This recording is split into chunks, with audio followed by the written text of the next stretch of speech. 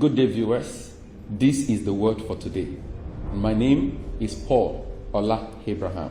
Today, I just want to talk to you about the love of God and the love of man. Love generally, because all the law and the prophet, according to scriptures, it's all about love.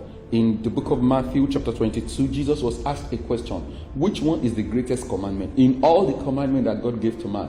And Jesus answered a direct question with a direct answer, which is very uncommon with Jesus if you know scriptures. Now, he said, thou shalt love the Lord your God with all your heart, your soul, your strength, and your mind, and then you love your neighbor as yourself. That if you can keep these two, you have fulfilled the law. And to inherit eternal life, to please God, will be so easy. But the question you'll be asking me is this: how do I show that I love God? What does it mean to love God? Number one, to love God is to prioritize God in everything that you do. You know, He's a jealous God. I always tell people, when God says He's jealous.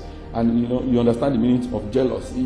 So don't give Him any reason to be jealous. Is there anything in your life that is competing with the place of God? If there is, then know that you are not loving God. Number two, to love God is to obey His commandments, to live in obedience to the written word and then to the spoken word. Are you following the scriptures?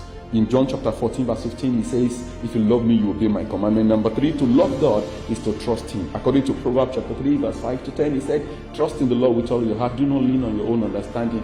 Don't prove to be smart. Carry God along with all your choices in life.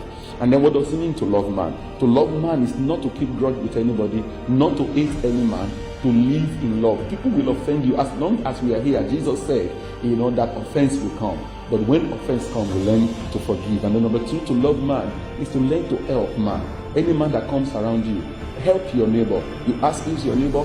The man next door. That's your neighbor. The man you meet on the way, that's your neighbor. Support, give when you have. The book of James chapter 2 verse 14 says, if anybody comes to you and says he has a need and you have it, don't give it back. God bless you.